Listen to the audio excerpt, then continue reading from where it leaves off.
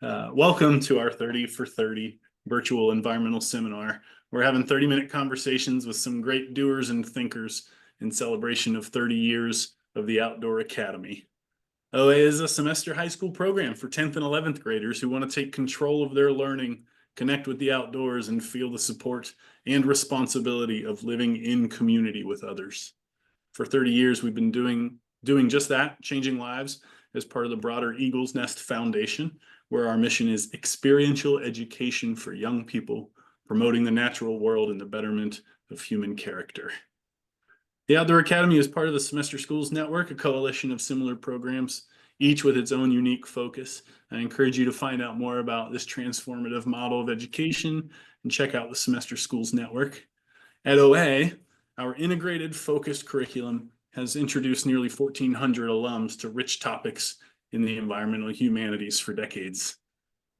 Throughout April, we're continuing that tradition with an exploration of craft, community, environment, and intellect with this speaker series, drawing on the experiences of some of the best in the business.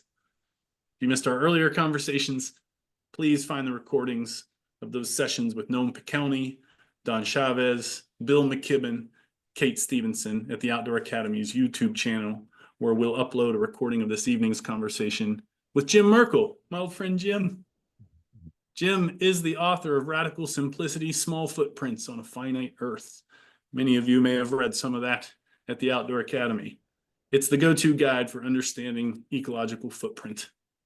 He lobbied in Washington for wilderness, peace, and Native American rights.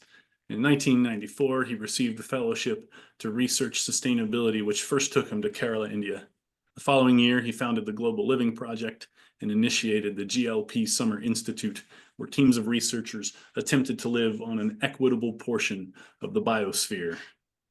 I first met Jim gladly 20 years ago, if you can believe it, Jim, when we were both working as sustainability officers in different prestigious institutions of higher learning.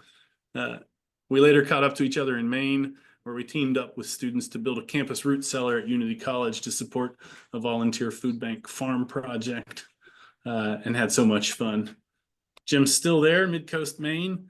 In his new film, Saving Walden's World, profiles women-led solutions to the sixth extinction, efforts happening in Slovenia, Cuba, and Kerala, India. Trained as an engineer, Jim has spent most of his adult life analyzing the ecological impacts of our modern Western life and exploring approaches to decreasing impact and increasing happiness, fulfilled lives, among other things. Jim, tell us about making the film. Why did you want to make this movie and tell these stories, and why was it the next step in your life as a sustainability educator? Well, let me just back up for 2 seconds and just say it's really wonderful to be here with the Outdoor Academy, and I love everything about experiential ed, and I think everyone who does it is kind of, it's a placeholder in their life, and it's kind of shifts and can change people, not always, but it's really cool. So I'm really excited to be with you all for this 30th anniversary. Wow, that's longevity, and it's really a testament for what you're doing. So thanks. But Thanks, Jim. I've been like a 35-year activist, and if you're, I like to be hopeful, but I don't like to be stupid. And if you can't just ignore data, and you can't ignore what you're smelling, seeing, and experiencing, and it's really not that pretty. I'm in Maine, so I look out my window at forest, seashore, I go sailing.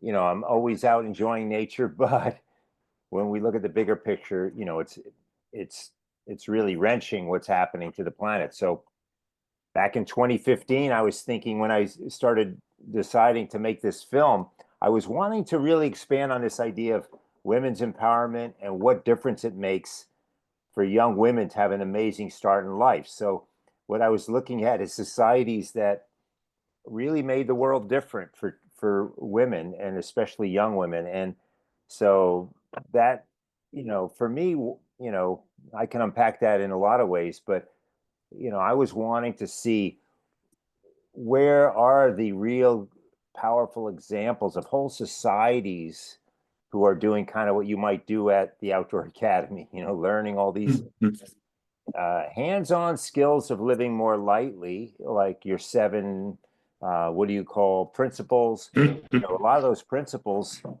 whole societies have taken them on to make sure that like we're in community. Everyone, no one's slipping through the cracks in our society. So, I went around the world to Kerala, India, Cuba, Slovenia, and these were three societies I chose that all had small ecological footprints, small families, but more importantly, was like really healthy people.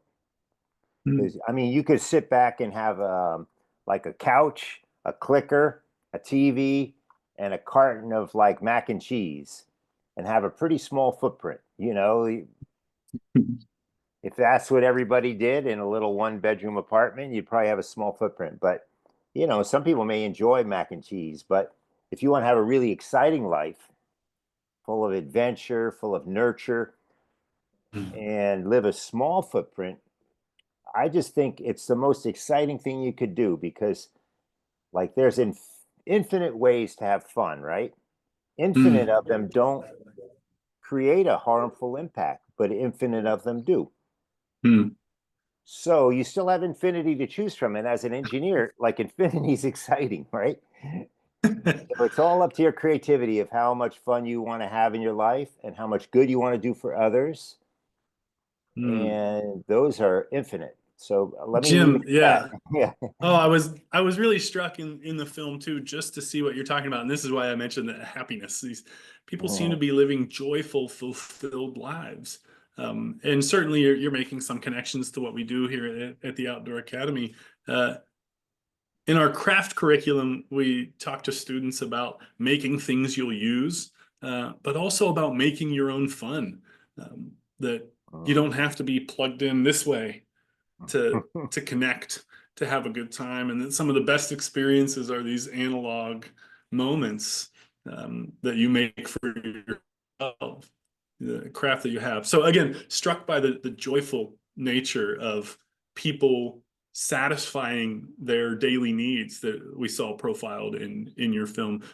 Tell us a little bit more about why focus on women and women's empowerment. You've made a small families connection there. We often talk about project drawdowns, connection to lowering carbon or greenhouse gas emissions. Of course they'll say reduce refrigerants. They have an outsized impact on global warming or greenhouse gas effect. But over and over they say if you empower women and girls, those measures that empower women and girls collectively will have the greatest impact on decreasing our climate impact.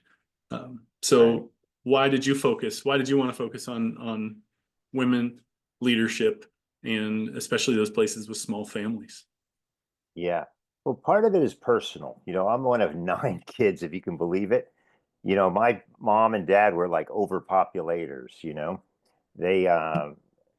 They didn't get the whole like zero population growth message back in their day.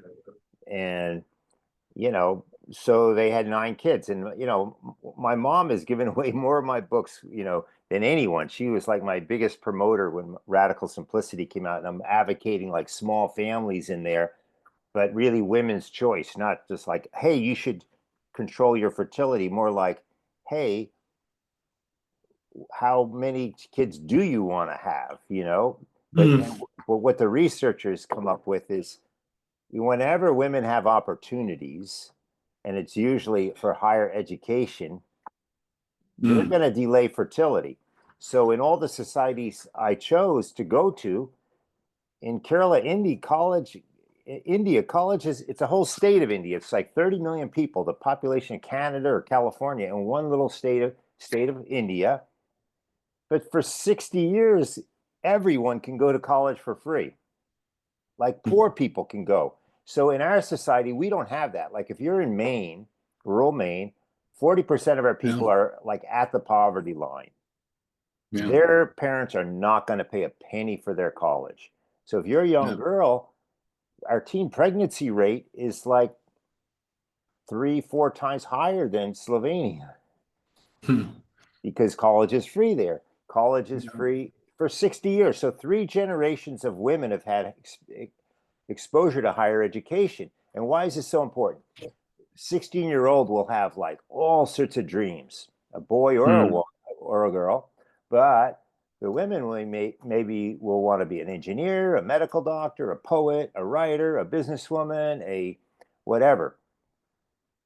And when she knows she can do that, and some bonehead wants to impregnate her, she's going to be really like, say, no, you know, and she won't get pregnant young and won't start a family 17, 18, 19, and will go to college first.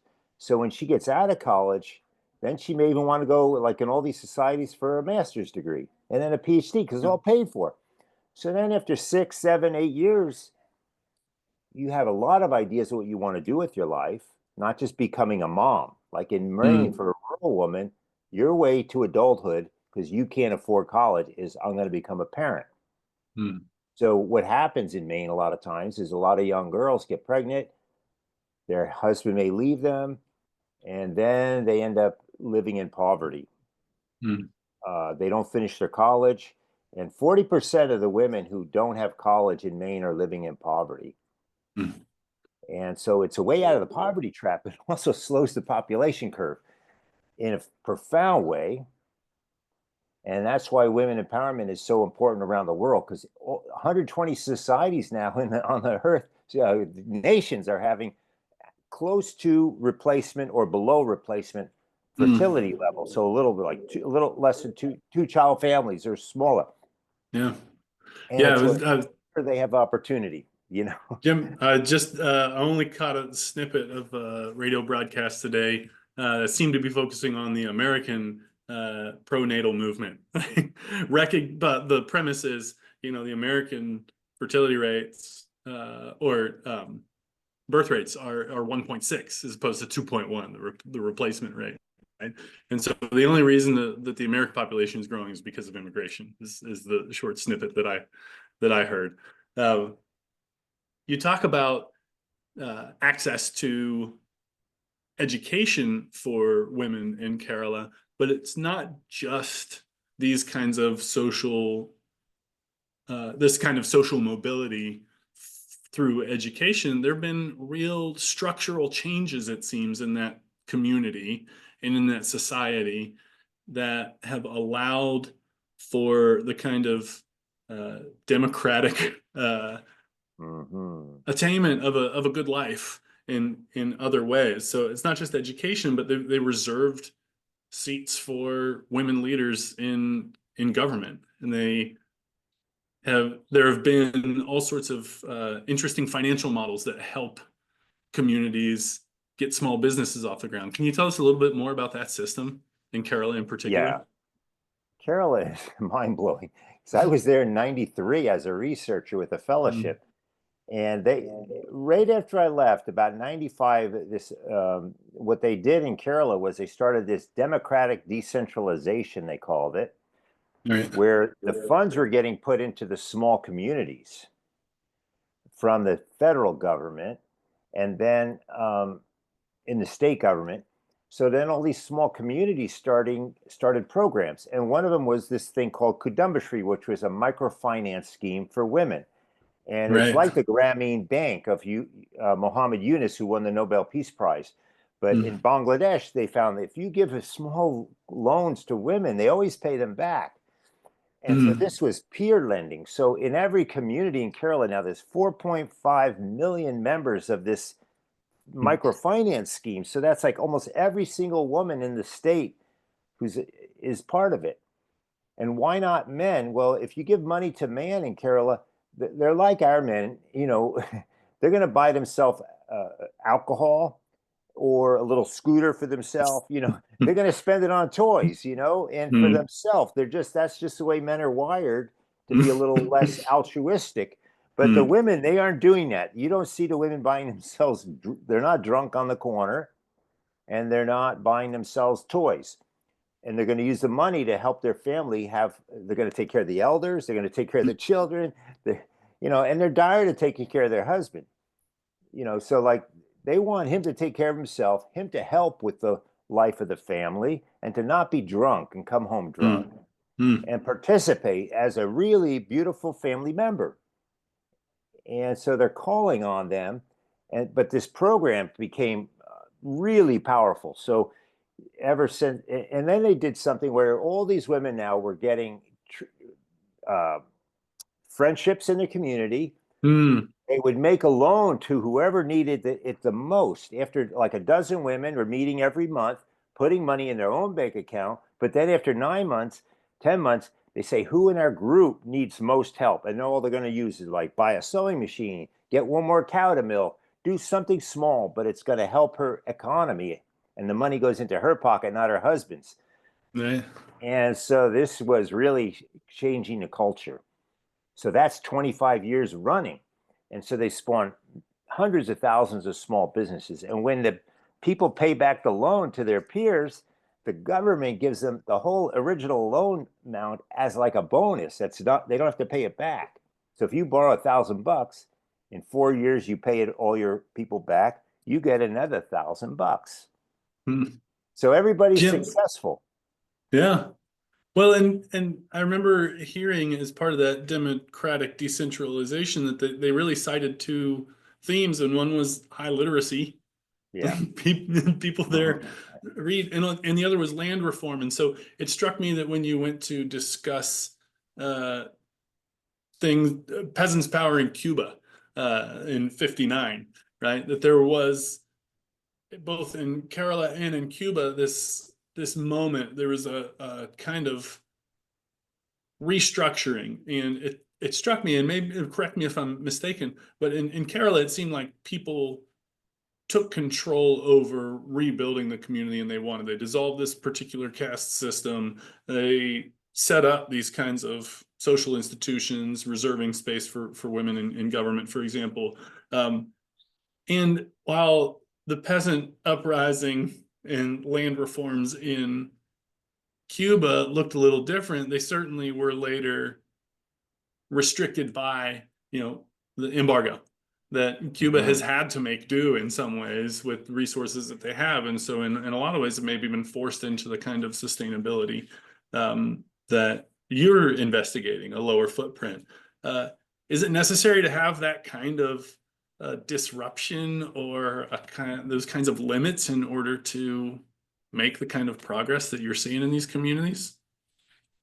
One of my people I interview, she was 18, 19 when the revolution happened, and she got trained in agronomy, and then Mm. she was the one who was giving peasants title to land that they had worked, and it was often like slave-like conditions, really harsh conditions. Like go to California and look at the Mexican or Latino farm workers, hundreds of them lined up, sleeping on a piece of plywood at night, hundreds of people in one building with one bathroom and no windows.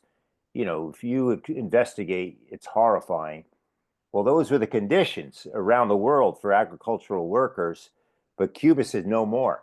So in Kerala, the same thing. So all the peasants got a piece of land that they had been working, and they got the title to it. And it's a way of creating intergenerational wealth, because then they have stability for Right. 40, 50, 60, 70 years now, so they can grow food for their family, sell the excess in the market, and still go work at the plantation if that's what they want to do. So they didn't take all the land away, but they took some. That's what they did. And that's what Ho Chi Minh was doing in Vietnam. And that's why Mm. we attacked them and killed 3 million Vietnamese, because US was refusing to allow the poor to come out of poverty. We have a geopolitical um, colonizing, neo-colonizing agenda to keep the wealthiest, like United Fruit Companies, all those huge corporations. They want Mm. land and they want labor. They want the labor as cheap as they can possibly get it, and they want the land stolen and for free. That's why the US usually is on the side of a dictator, because we can go overthrow the government in these around the world. We use our military to overthrow the government, and then we put in our puppet who's going to just give us the land for our big corporations. And I was part of that as an arms dealer. I had a Yeah, top I was secret going to ask you clearance. that there's a very clear Yeah, connection that has run the length of your career here, so to yeah. speak. Tell us more about that. You Well, have a special connection to this. yeah. I was designing a top secret crypto box in the 80s, and it was like a full BlackBerry. You could type keyboard, could work underwater by a skin diver, could transmit top secret information through like public telephones or like a military radio, and it's used for tactical, like the US. And I always, when I was a young kid, I thought like I was a young Republican. I'm like, where are the good guys? Hmm. And then I heard the Iran Contra hearings on TV, and Ollie North, he was using our equipment to illegally develop a mercenary army to undo the Nicaraguan revolution. Hmm. And at first I thought that maybe that's what we should do. We should kill them because they're communists. And then I realized what they were doing is that people were trying to come out of poverty and have education for their kids, good wages, housing, get a slice of the pie. And the US was not going to let that happen. We just wanted the poorest worker, the most uneducated worker, because they won't organize. So all around the world, we would fight literacy programs. We'd make them scrap their literacy programs if they wanted funding from us. The World Bank was in the business of that. Yeah. And when I finally Well, realized that, I just had an right. ethical crisis. That's when I quit my work in 1989.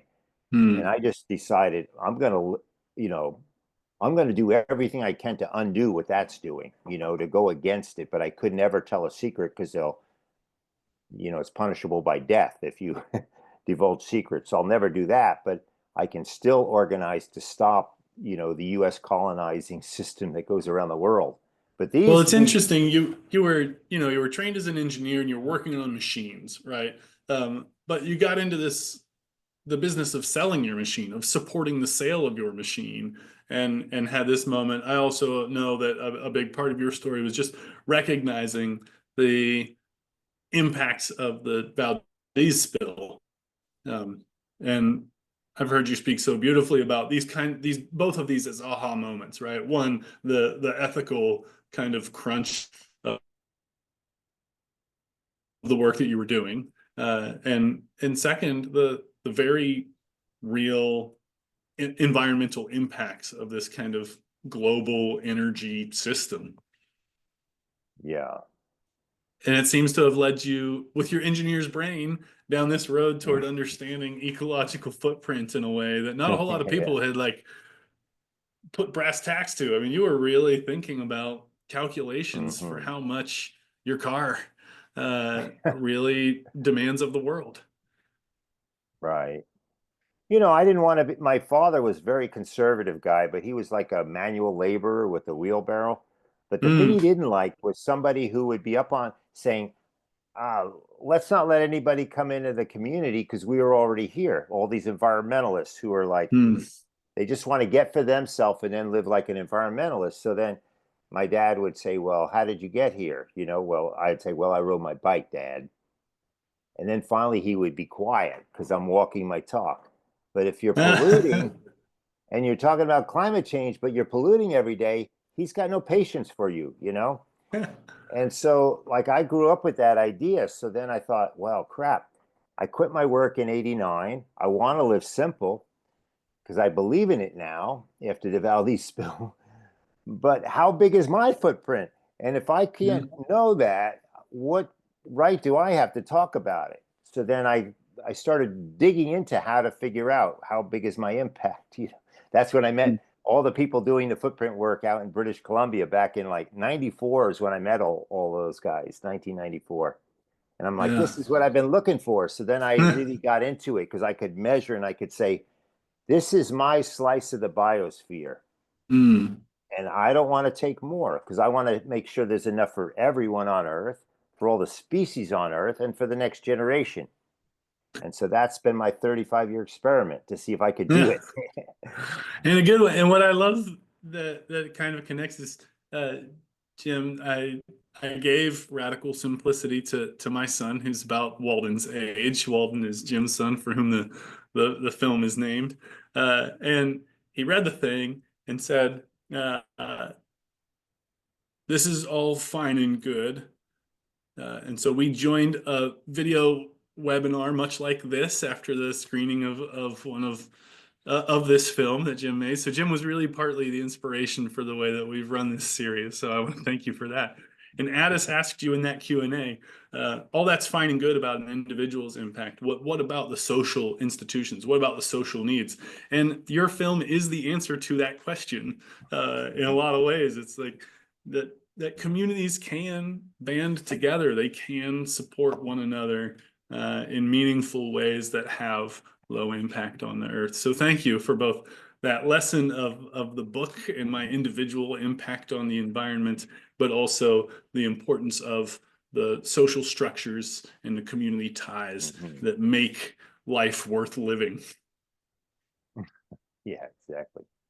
Really appreciate that. Yeah. Jim, there was also a very sweet, tender moment in the movie that you highlighted. I think you've come back from Cuba and you're splitting wood again, just doing the manual work. But it's a little bit of a mashup of your dad and a profile of your dad. And what I really loved about that was that you can recognize your dad was the kind of a Republican who didn't suffer bullies. At least that's kind of the way I interpreted it. That it's like America is great and we're great Americans and I'm a good Republican because we take care of other people. Like if we're in a good, strong position, if we're big, strong people, we can take care of people who are less big and less strong. And so I appreciate that you got to make that connection, that tenderness across boundaries, especially in such a divisive moment now. Right. Yeah, because he would be like my dad's idea of the republicanism is, you get strong and you're a football player, bike racer, track runner, you're a gardener, you're strong, you're healthy, so you can help others. It's not to be the bully. You're not strong so you can bully others. Like in a lot of high schools, if you're strong, you could either be the bully or the one who sticks up for the kids getting picked on. And, I think it's kind of beautiful people who will stick up for others, if they have that privilege of being like, happen to have like a desire in life. Some people don't even want to be strong. They're going to live a life that's different, but my dad was kind of neat in a way. Like he gave me that example, you're strong so you can help others. And that's what really, I think, makes life worth living in some way. Like, you're watching the current administration kind of nixing everything that makes us human. Like the Pope said before he died, like, you've got to stand up for the most vulnerable, the immigrants, those homeless, the ones who can't do for themselves because for whatever reason, make it work for them. That's what all these societies did. They found the most vulnerable and made sure the society worked for the most vulnerable. Then it's going to work for everybody because the middle class don't need help. We already got enough. We already have. They always say in the U.S., "Oh, we got to make life better for the middle class." I say, make it better for the poorest, the most fragile, the most vulnerable, the most historically disenfranchised, and that's what Trump is trying to scrub. The DEI words from they're trying to scrub it out of the whole nation. The things that make us beautiful, the things that make us kind. And my parents' belief, I think, was when you say make America great, they meant work hard, be honest, help your neighbor, pick up the garbage up and down your street, walk your talk, be kind, be generous. My mom would grow all these vegetables and then she put them on the front for free because she had way too much all the time. She put them out on the street for free and then she sees some rich people taking them all. So then she'd find a way to get it to the poor people that she knew in the community without them feeling they were being given free food. She didn't want them to feel like low self-esteem. So she'd get creative in figuring out a way to get them to them without, making them feel poor. So she gave me all these beautiful examples as a conservative American that I really treasure. Some things I argued with them till they died. I argued, really hard. Women's got a right to defend, to choose her life. Who are you to tell a woman what to do with her body? you're never going to tell a man what to do, but they want to tell women what to do. And I say, absolutely, I'll argue till the end of the night, you know. Well, But thanks for making that connection across, like from your parents to your son, yeah, to your child, and also from the individual to the example of these communities. I really think that that's precisely what speaks to us as an outdoor academy audience. We're trying to do some of that same work, just try to yeah. encourage people to understand the role that they play in tending their communities. We do have a couple of questions in the Q&A, so I'm going to try to open it up here and see what we've got. Can you see those, Jim? All right, let me see. Q&A. Oh, yeah, there we go. Here's Tom Shea from Vermont Way. It says, I don't have too much faith that our USA governments will help to empower and support women, young or old. Based on your experiences and observations, what are the best things local or regional communities and members can do to support people and families? Yeah, well, that's a great question. And, you know, in our community, all of a sudden, like in Maine here, recently a police stopped a person and they found out they didn't have certain papers.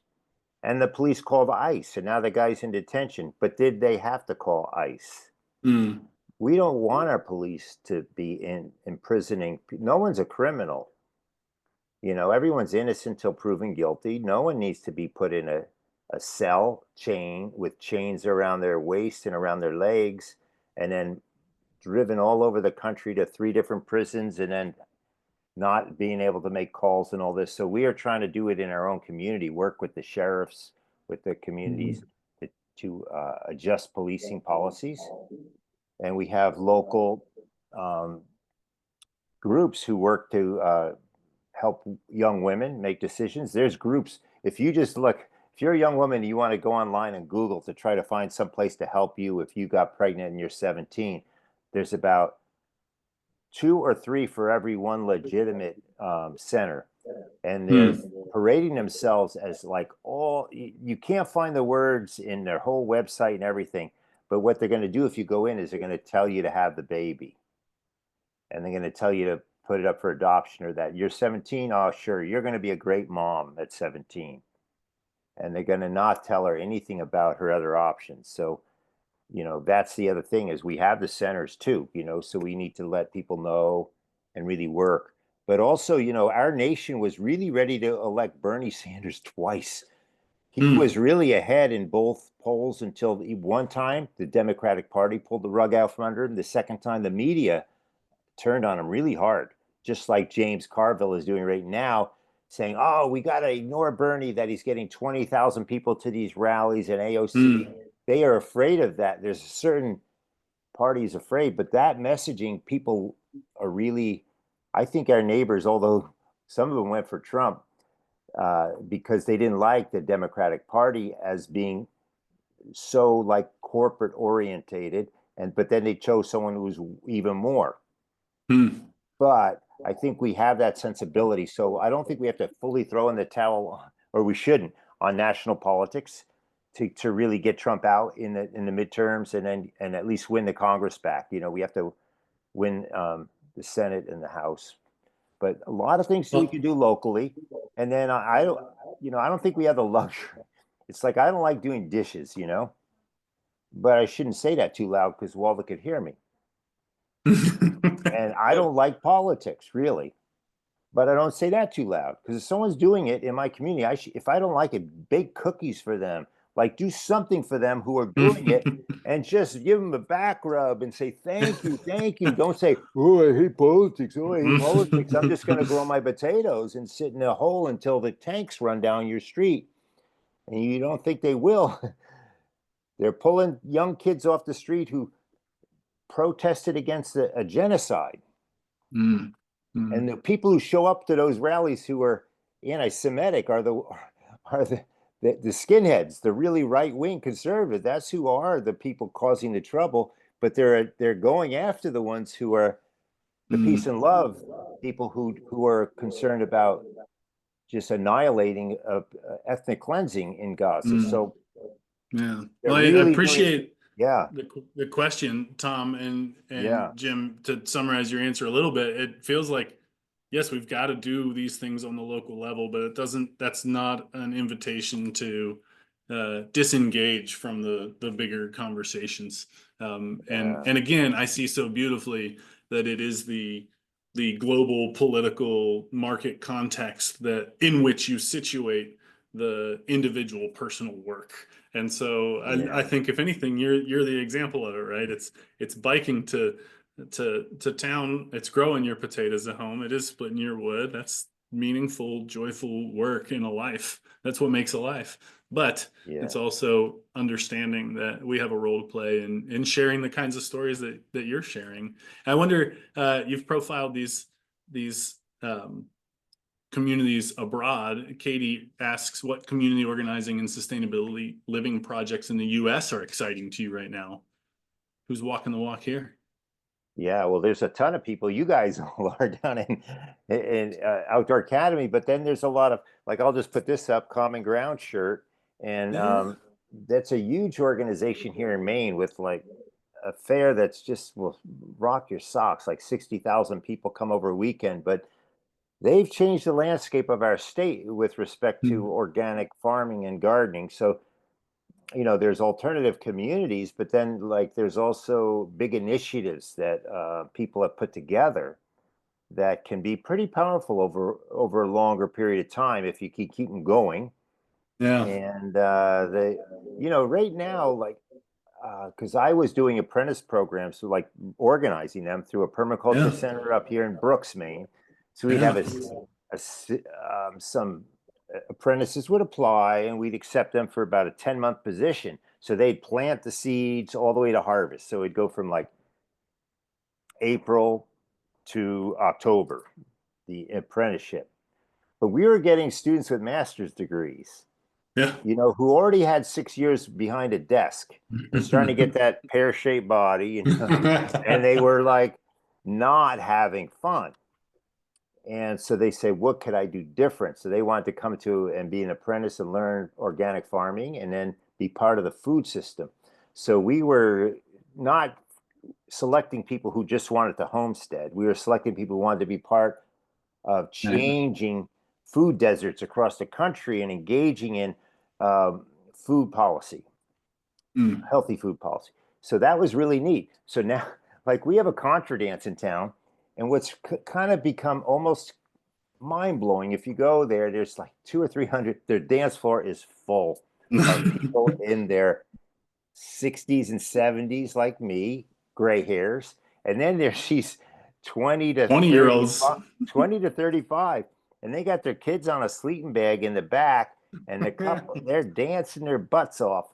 Yeah. No alcohol, it's a very healthy environment. It's beautiful, like the kind of alternative community we found. And so these got these 25, 30-year olds who have a Mm. college, they're like educated farmers. It's like Wendell Berry and Danella Meadows, all those heroes of our time who were like hands-on, but also educated. It's a beautiful life to have those people in our community. Uh, Jim, I just want to remind you of the good work. This is Jim working on that root cellar in Unity, Maine, some years ago, and committed himself to doing that with students, uh, but also with partners like me. It was my job to help wrangle some of those students at times as well. And here's the student crew that uh, you did your ribbon cutting with for this project, and not just because these were going to be future farmers, but because we know that the work of sustainability makes a life meaningful. It makes education and learning more meaningful, and I've seen that from you over and over and over again. And our 20 years knowing each other, and I hope we know each other another 20 and get the chance to survey the next project. I want to remind everybody that Jim's movie Saving Walden's World could be hosted in your community. So as we leave our talk here in just a moment, your post Zoom webpage will be host a screening of Saving Walden's World. I hope you will consider that. And thank you for posting that up as well in the chat. Spread the word about this movie. If you didn't get the chance to see it yet, I encourage you to do so and to donate. Jim kindly offered it to us for free, but if you did get that registration link, you have the opportunity to donate. I encourage you to give generously and help spread the word about this movie, and not just about the movie, but about the solutions, about the communities that the movie profiles. Jim, you're an incredible storyteller, educator that I look up to, and I thank you so much for spending the time with us tonight. Thank you. And that was fun. And I saw Alex's question there, and yeah, about the younger Oh, generation. good. I'm just really on fire for, it is harder and harder in some way with the online communities, and to feel like I'm as guilty as anybody. If you do enough online, you will feel a little more nervous sometimes, even in person. But you know, I think it's great to do both in a way. You can have networks around the world. I know Walden right now is creating game designs with people all over the world, and it's really cool. And then you can go to our local co-op downtown and hang out and meet all sorts of people, and you don't even have to make an appointment. So, it's good to do both if you can, and it's sometimes young people, you can feel a little isolated. So I relate to that. And it's like finding your tribe sometimes after when you're done with the outdoor academy. Sometimes you go back home and then it's really hard to find your tribe, right? So, That's right. yeah, I know I relate to that. And sometimes it's hard, but it's like, you know, even one good friend, it's when you find a few friends around you who are thinking the same, because whatever crazy ideas you have in your head, somebody else is just as crazy as you are, and you'll find them. Well, I'll say, like with this meeting and with this whole series, I'm grateful for the opportunity to connect online, and I look forward to seeing you at the next dance. Thanks, y'all. Thanks, everybody. Nice to be with you. Bye.